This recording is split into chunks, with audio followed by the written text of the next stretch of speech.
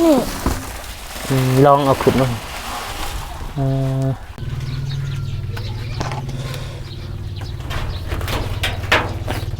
ข้าวก็เบิดแล้วเนาะข้าวสารจะอยากได้ยังไรที่สุดสมมติว่าน้ำอายเนี่ยสมมติว่าอายมีตอนนี้อยากได้แบบว่าเพื่อนแล้วก็พ่อ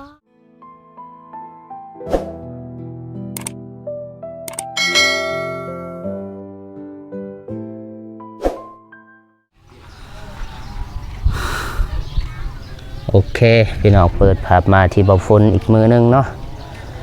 หลังจากที่หายหน้าหายตาเนาะบ่ฝนกับบุญมาทายทางน้องน้ำฝนเนาะก็ถือว่าโดนเติบแล้วมื้อนี้ก็ได้มาหาทางน้องเพิ่นได้มาเยี่ยมมายามทางน้องน้ำฝนเพิ่นเนาะพี่น้องเนาะเอาโอเคคนนี้หมดก็กราบทักทายสบายดีและสวัสดีพ่อแม่พี่น้องเบิดสู่คู่สู่คนบ่อยู่ในและก็ต่างประเทศเนาะการยินดีต้อนรับเข้าสู่2เบาฝนลาวไต่คือเก่าคือเดิมพี่น้องตอนนี้ก็อยู่หน้าบ้านน้องน้ำฝนเนาะน้องน้ำฝนหลายๆคนน่าจะหูอยู่น้องน้ำฝนแต่ว่าคนยังบ่ทันหูก็มีแต่ว่าไปเบิ่งคลิปเก่าเบาฝนหรือว่าคลิปเก่าทีมงานลาวไต่เบิดทุกคนบ่จะเป็นทางไอเตียงหรือว่าทางเบาตูนเบาเจ็บก็มีเนาะหรือว่าทางเบานุ่งหลายๆคนโดยเฉพาะกับทีมงานเราไต่แล้วก็ทางไอเตียงเพิ่นก็ได้ถ่ายเฮือนได้ถ่ายซานน้องน้ำฝนเนาะแล้วก็ได้มีแผนที่ว่าจะสร้างบ้านให้น้องเพิ่นแต่ว่าก็บ่ไปบ่มาเนาะพี่น้องเนาะบ่ไปบ่มาก็คือในใดบ่ไปบ่มาก็คือที่ว่างบเฮ็ดเฮือนทางน้องเพิ่นก็บ่ทันมีเทื่อเนาะก็มีเล็กๆน้อยๆแต่ว่าก็บ่สามารถดำเนินหรือว่าบ่สามารถเฮ็ดเฮือนได้เนาะ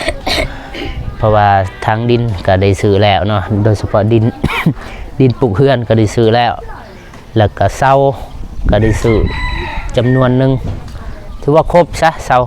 แล้วก็ไม่เส้นเนาะก็ได้ซื้อเลยเรือแน่นแม่นยังเนาะพี่น้องก็เลยบ่สามารถดำเนินได้เนาะก็คือพี่น้องเห็นและ FC ทุกคนน่าจะเห็นอยู่เรือนซานบ้านซองทางครอบครัวน้องน้ำฝนเป็นอะไรเนาะเรือนเก่าก็คืออยู่นี่เนาะเรือนเก่าที่เบาฝนก็เคยได้ถ่ายหรือว่าทีมงานไอเตียงเราก็เคยถ่ายเนาะเรือนเก่าก็คืออยู่นี่แต่บ่แม่นเรือนเพิ่นเองเป็นเรือนของนาบ่าวน้องน้ำฝนเนาะเพราะว่าอีกบ่ดนน้องชายหรือว่านาบ่าวของน้องน้ำฝนมาอยู่น้องน้ำฝนก็จำเป็นต้องได้หนีไปอยู่บ่อนใหม่เนาะ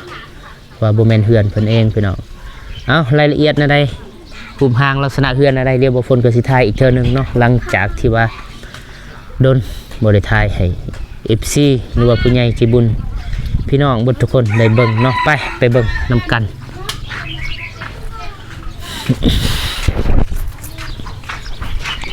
ส่งบริษัท นี่พี่น้องเบิ่งนำใส่ได้อยู่บ่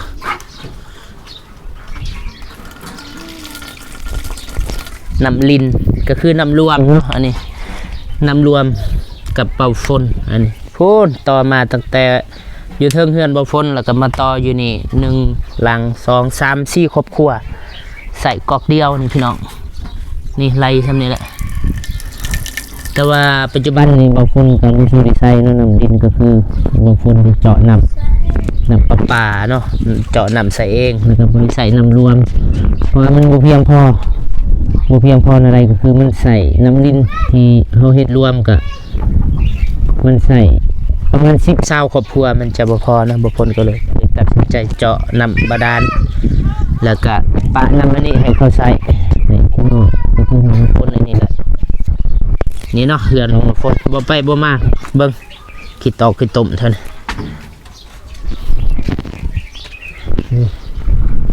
ผู้ใดสูงนี่เข้ามาบ่ได้เลยสิบ่ก้มที่คอขาดเลยก้มกับบ่วิดเด้ผู้ใดสูงบางคนก็คือเข้าไปแล้วก็ตั้งนี่เปิ้งนี่สูงเพียงนี่ประมาณ1 เมตรนี่แหละอยู่ทางเขานี่1 เมตรทางกลางน่าจะหอดอยู่1.5 เมตรบ่ บ่ฮู้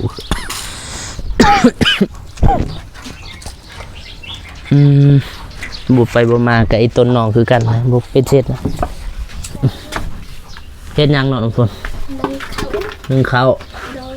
ใ สบายดีเด้อสบายดี โดย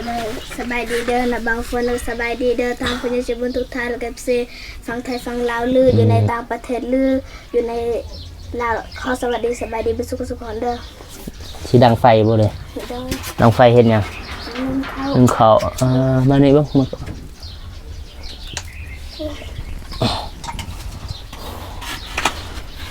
ดังไฟหนึ่งเขาสบายดีน้องมนตา เจ้าเฮ็ดหยังเจ้ามาซอยนั่นแหละ มาซอยเป็นภาระบ่อืมตอนนี้ก็เวลา4 โมงแรงพี่น้อง4 โมงแรงแล้วก็ต้องได้นึ่งข้าวแม่ไปใช้มื้อน่ะ รับจ้าง ฮะ แม่ไปรับจ้าง อ๋ออืมได้มากข้าวอยู่บ่ หมอ อ้าว เข้าตอน โอ้อุ่นบ่ โดย ข้าวแต่เช้าพุ่น โดย อุ่นข้าวเก่ากิน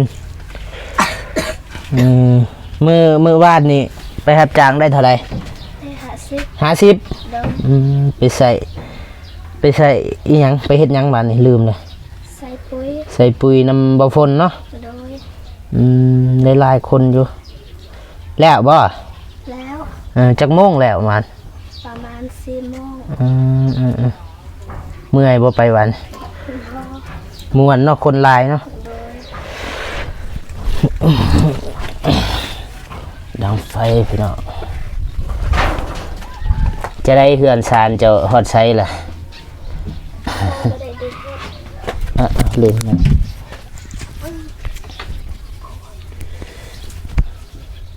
ฮอดไสหรือเฮือนซานจ้ะ บ่ฮู้คือกัน บ่ทันได้เฮ็ดบ่ บ่ มีแต่เศร้าแล้วก็ไม่เสร็จจำนวนหนึ่ง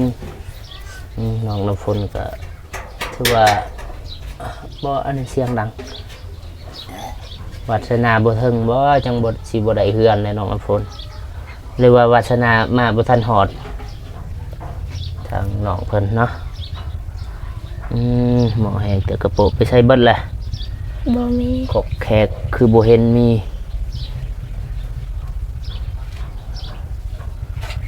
ถ้วยบวงเบิดละบ่ไปใส่เบิดแหละ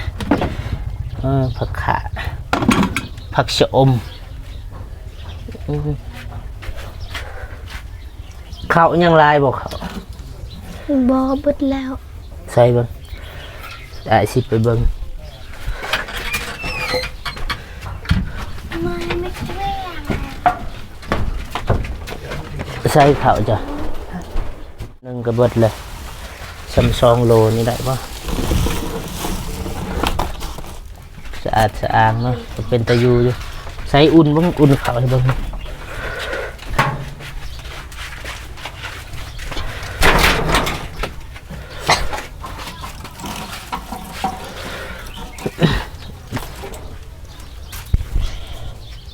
ว่าสิพาสิชวนน้องน้ำฝนไปเบิ่งเฮือนอีกคนแต่ว่าทางน้องเพิ่นคาอันนี้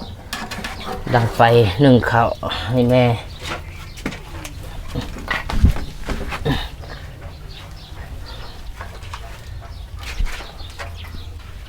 บริเฮียนบ่มื้อนี้น้องฝน เฮียน เลิกแล้วบ่ โดย ก็คือน้องน้ำฝนเนาะหรือว่าครอบครัวน้องน้ำฝนก็บ่มีต้นทุนเนาะพี่น้องเนาะก็คือ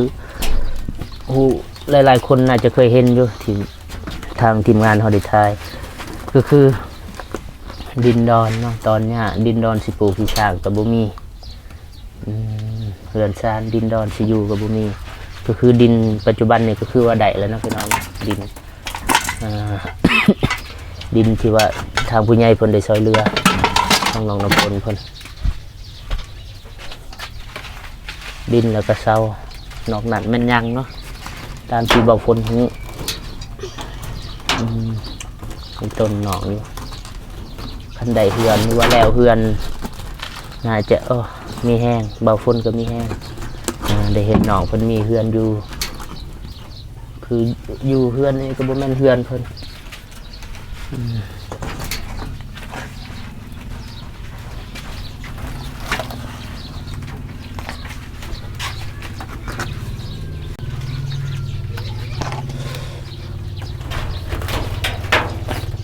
ข้าวก็เบิดแล้วเนาะข้าวสาร โดย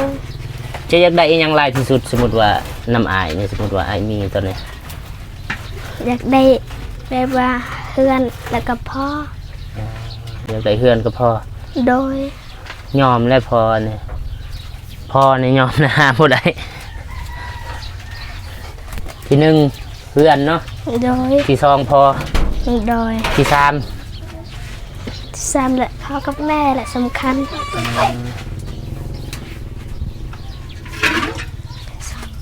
เขากินบ่อยากได้บ่มีคือว่าเบิดแหละ อยากได้แต่ว่าอยากได้แบบว่าเพื่อนกับพ่อ ได้เฮือนก็พอแล้วอีกหยังอีก แบบว่าอยากได้เขาอยากได้ฮันซัน อยากได้เฮือนอยากได้พอแล้วก็อยากได้ข้าวสารบ่ โดย ใช้เบิ้งมือจะเอามานี่เบิ้งใส่เบิ้งโซติดมือล้างมืออยู่บ่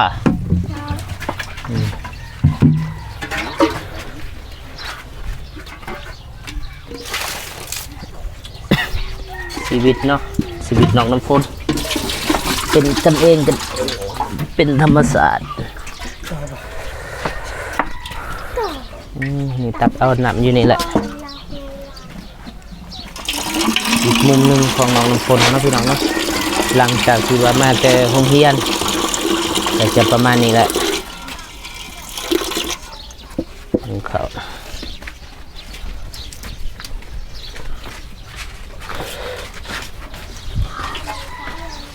ไฟมืดแล้ว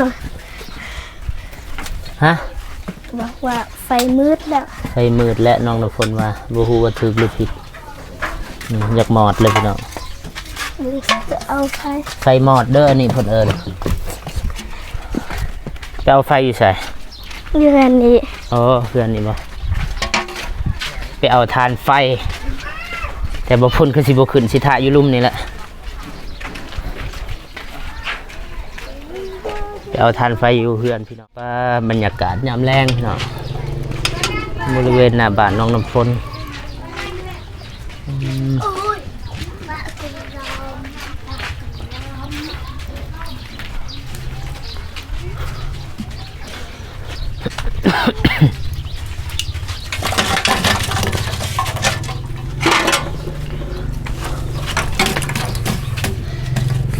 สิเอาข้าวมาจะใช้กินวันนี้ข้าวก็เบิดเลย บ่ฮู้ไปหารับจ้าง บ่ทันแล้วครับจ้างมื้อนี้บ่ได้ไปมื้ออื่นก็เบิดแล้วข้าว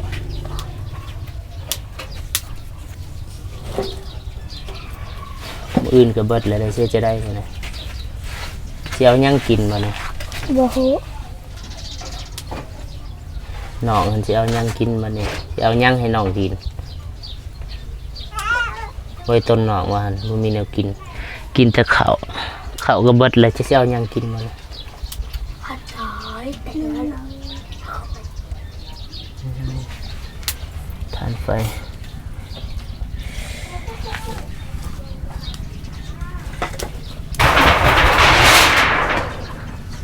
อ้าว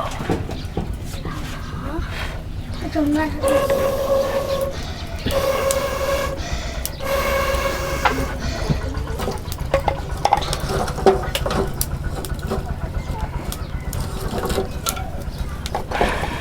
ไปอายมี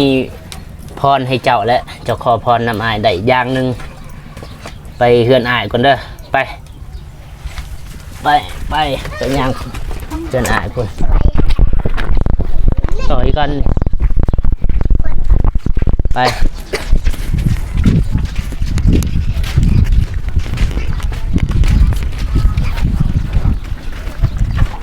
จักอยู่ที่เฮือนอายอยู่ใส่ อยู่หัน ไปเดินให้ดูกับนี่ไปทางนี้ก็ได้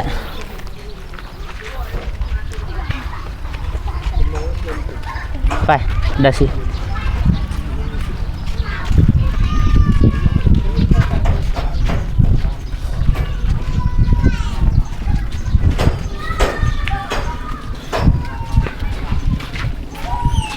จะนำยังจ้ะสบายดีเด็กหน่อยเก่งเนาะ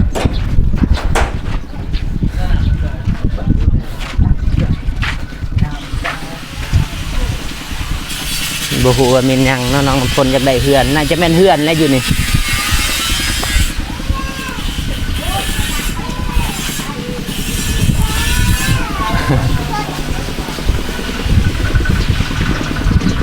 นี่พรเจ้าว่าอยากได้ข้าวบ่ โดย บ่ โดย นี่นั่งนี่ก่อนรู้สึกอะไรเห็นข้าวเลย ดีใจ จะว่าอยากได้ข้าวจื้ออยู่บ่ โดย จะแบกได้บ่แบกก็ไปให้น้อง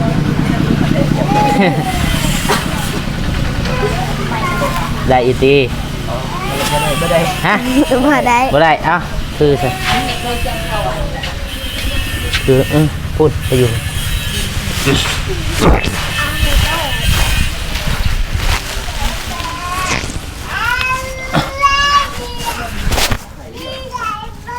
ไป ขายได้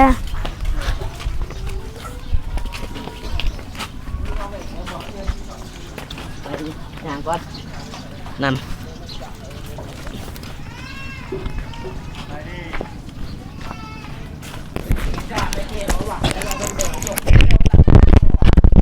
รถไงมันยัง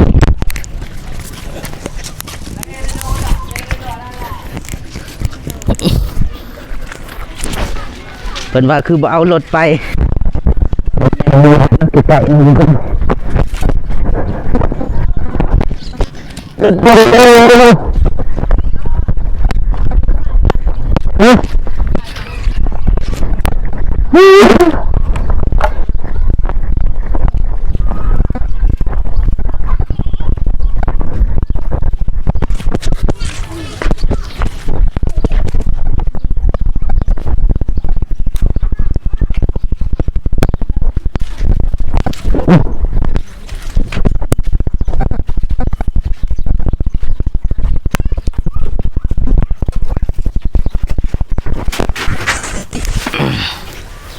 ไปใส่เปิดประตู ไปยืนดีก็ได้ อยู่นี่บ่ ก็ได้ เอาตังค์ใส่นะเอาตังค์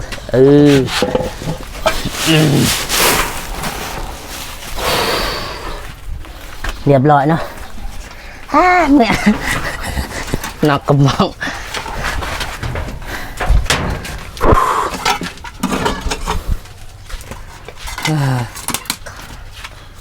จะหน่อย14เพิ่นว่าคือบ่ใส่ บ่ใส่รถเอาเพิ่นว่ารถจักรมันบ่ได้นะพี่น้องรถจักรอยู่เฮือนเพเอารถใหญ่ไปก็มันยากไกลๆแน่นะได้แบกเอาบ่เป็นหยังหลุดหุ่นแน่เพราะว่าช่วงนี้บ่สู้ได้ออกกำลังกายเพราะปานใด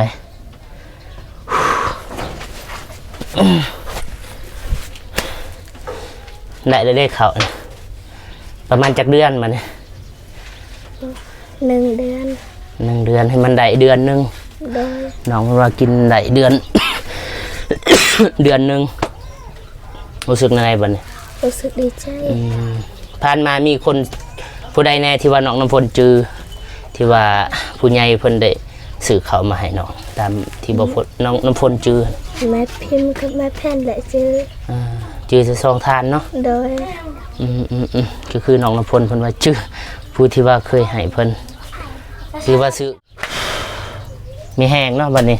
โดย ได้เขากินนะเรือแต่เฮือนความฝันหรือว่า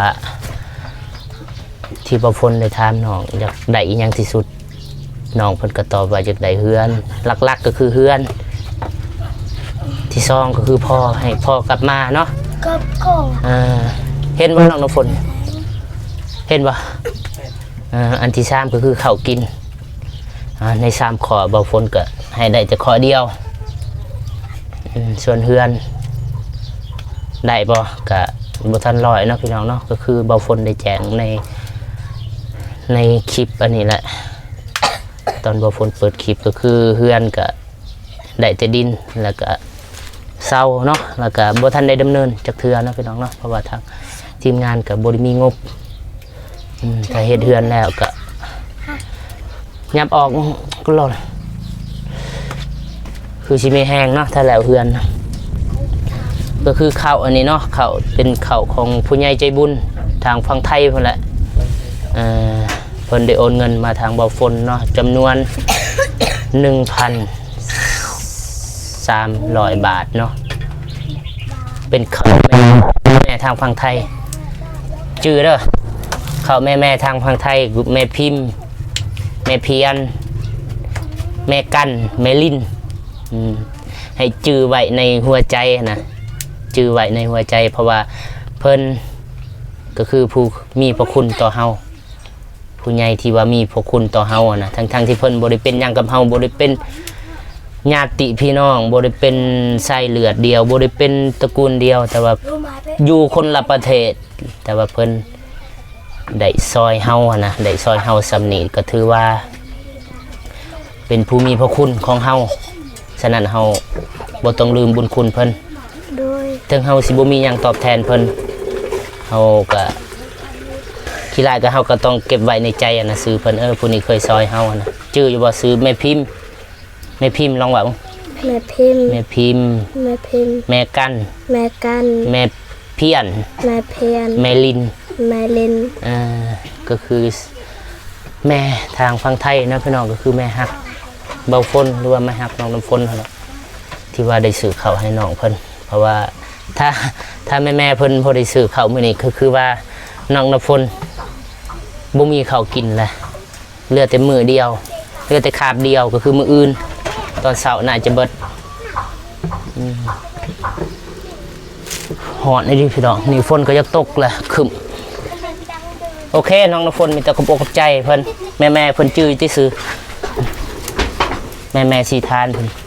กาส่วนขอบใจแม่ดังต้นเลยขอบใจแม่เพิ่นแม่พิมพ์เบิ่งแม่พิมพ์แม่เพียนลองว่าเบิ่งแม่พิมพ์แม่เพียนแล้วก็แม่กันแม่ลินโดยขอบใจแม่เพิ่นที่ว่า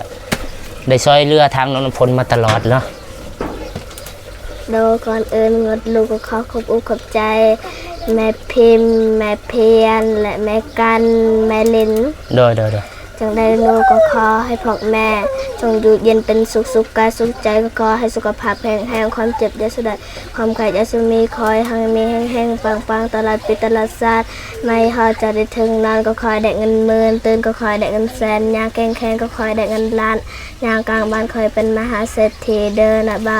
ฝนนำเทมาสะพานบุญขอบใจหลายๆเด้อสาธุโดยสาธุน้องน้ำฝนเริ่มเว้าเป็นแหละให้พรแบบว่าอวยพรแบบมวนๆเนาะจะหน่อยปิดจะนี่จังไปยิงเลยบอกเขาตัวเสือเขาในจะหน่อยเนาะเขาทางแม่เพิ่นเห็นแจงบ้องมันก่อนบัวแจงกันนั่งลงนะโอเคมีแต่ว่าเบาฝนกับสีเมื่อฝนยันฝนตกไปหาพวกกาแฟเด้อโดยขอบใจได้เลยขอบใจโอเคเนาะพี่น้องเนาะคนอื่นหมดบ่ฝนขอบใจผู้ใหญ่ใจบุญอีกสิทุกท่านเด้อที่เขามาเบิ่งมาติดตามรับชม2ของบ่ฝนแต่ต้นจนจบเนาะแล้วก็พิเศษก็คือขอบใจแม่เพิ่นเนาะ ที่ว่าได้ซอยเรือทางน้องน้ำฝนแล้วก็ได้ให้บ่ฝนเป็นสะพานบุญเนาะโดยเฉพาะก็คือเขาอันนี้เป็นเขาของแม่เพ็ญแม่เพียนเขาแม่เพียนแม่พิมพ์แม่ลินแม่กันญาวีเนาะพี่น้องเนาะ